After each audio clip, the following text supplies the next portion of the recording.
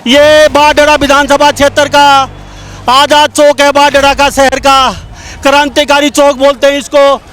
और ये काकड़ोली हट्टी के लोग यहाँ पहुँच चुके हैं, तस्वीरें दिखा रहे हैं। 5 करोड़ का मसला है अधिकारियों का, रिश्वतखोरी का।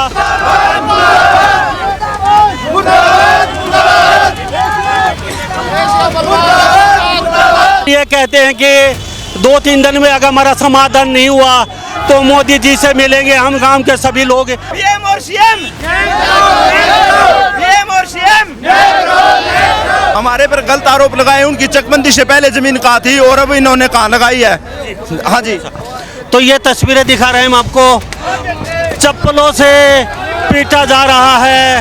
ये तस्वीरें देख लीजिए। पटवारी जो अधिकारी हैं उनको महिला चप्पलों से पीट रही हैं और आग के हवाले पुतले को दह कर दिया गया है। तो ये काकड़ोली और बाडड़ा के क्षेत्रों में जो चकबंदी का काम चला हुआ है वो किसी भ्रष्ट अधिकारी के नेतृत्व में हुआ था, जो झज्जर में पकड़ा भी गया है। जो पैसे लिए लोगों से और जो गलत काम किया है उसके खिलाफ उसके कानून कार्रवाई की जाए और उसके साथ जो भी भ्रष्ट अधिकारी थे उनको जेल में डाला जाए। और किसी का गरीब काम था तो उससे भी पता नहीं क्या क्या अनुचित मांगे की गई है। पैसे का लेन देन तो हुआ, इसमें कोई दो राय नहीं है। हमारी जमीन वो भी गई और जो खेत था वो भी टी बना दिया और जबरदस्ती रास्ता पकड़वा रहे हैं कब्जा। अगर जो भाईचारा रास्ता था वो बंद कर दिया।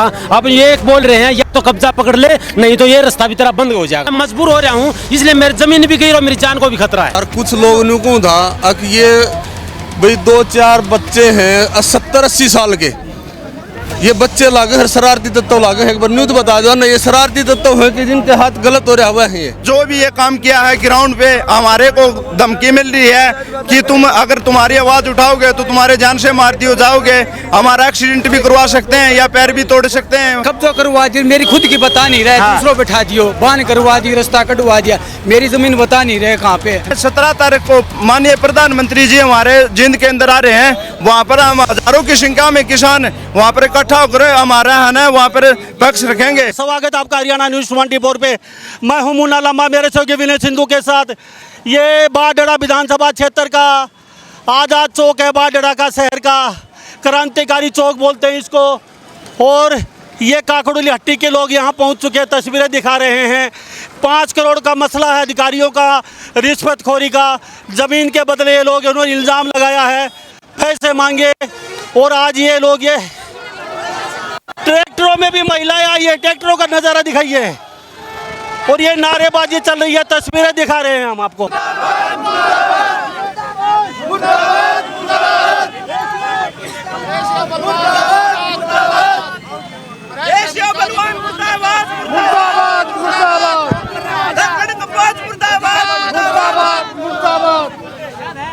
तो तमाम यहाँ पे काकड़ोली हट्टी के लोग और ये कहते हैं कि 2-3 दिन में अगर हमारा समाधान नहीं हुआ तो मोदी जी से मिलेंगे हम गांव के सभी लोग।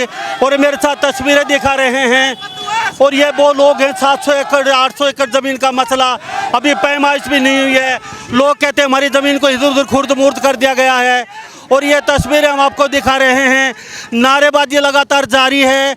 और कहीं ना कहीं कुछ ही देर बाद यहाँ उमेद पातूबास को दादरी बुलाए गए हैं और वहाँ कहते हैं कि उस दिन का तुम्हारी समस्या हल करवाएंगे।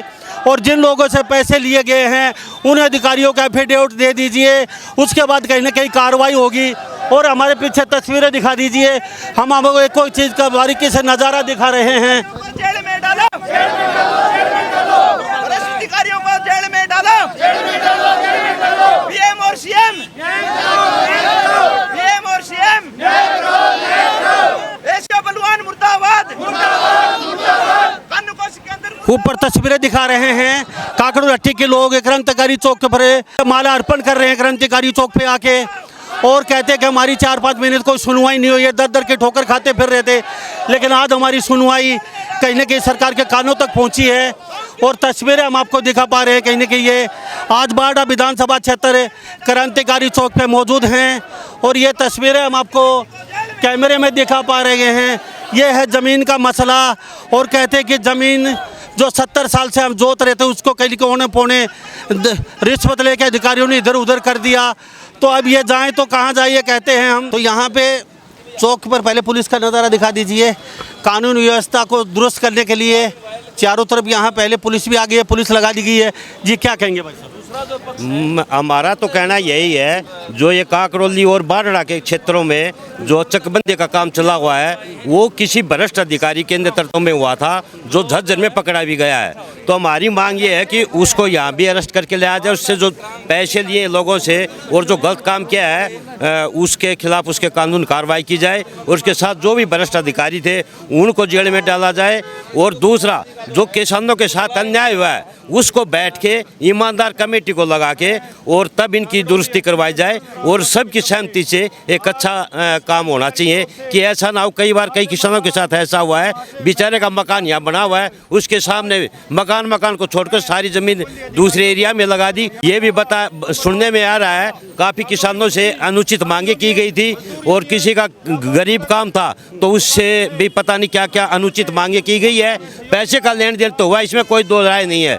और इसी के लिए तो हमारी मांग है, जो आदमी, ये तो शरीफ एरिया है, बड़ा एरिया है, जो आदमी झज्जर जैसे क्षेत्र में पहुंचा और वहाँ भी 2.5 लाख रुपए में या बड़े गबन में वो पकड़ा गया है, तो ये बताओ बड़े शरीफ एरिया में कितने करोड़ का गबन किया होगा। यहाँ के लोग कह रहे हैं उनको बाहर लेके आया, जेल से लाया जाए और उसकी पूरी तहकीकात होनी चाहिए, उनके खातों की, उनकी और अधिकारी कौन कौन शामिल है उनको भी गिरफ्तारी होनी चाहिए। हाँ, ये हमारी सबसे पहली मांग यही है कि उस अधिकारी को गिरफ्तार करके यहाँ ले आया जाए और उसको रिमांड पर लेकर जो भी संदिग्ध थे, चाहे वो गांव का हो, चाहे बाहर का हो, चाहे उसके स्टाफ का हो, सभी को उनके ऊपर कानून का। आप किसान यूनियन से आते हैं? हाँ, मैं भारतीय किसान यूनियन का प्रदेश प्रवक्ता हूँ। समर्थन दिया? हाँ बिल्कुल, मैंने समर्थन दिया है और मैंने पूरा जांच पड़ताल करने के बाद ही अपना समर्थन दिया है। मैं कोई गाँव की कमेटी या किसी के खिलाफ नहीं हूँ। मैं चाह रहा हूँ कि गाँव में चकबंदी हो, पर वो ईमानदारी से हो, किसी के साथ अन्याय न होकर ना हो।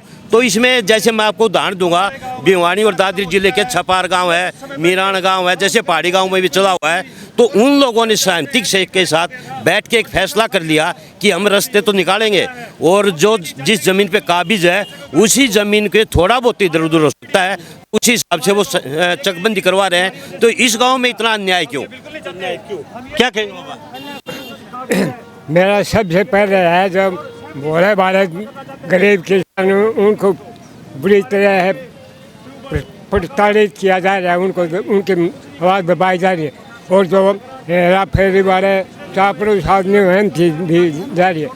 ये राज्यसभा अधिकारी है, इसको सरेआम इस चौक पर बैठाकर माफी और जूते माला पहनाई जाए सरकार की तरफ। बहुत जी, हमारे घर का चौक और चौक मकान था, बिल्कुल चौक और जमीन थी, उसका टी बना दिया। और हमारे जो नथवाने जोड़ बोले जाए उड़ा थी, वो पवन पत्रकार ने करवा के अपने नाम करवा ली। हमारी जमीन वो भी गई और जो खेत था वो भी टी बना दिया, और जबरदस्ती रास्ता पकड़वा रहे हैं कब्जा। अगर जो भाईचारा रास्ता था वो बंद कर दिया।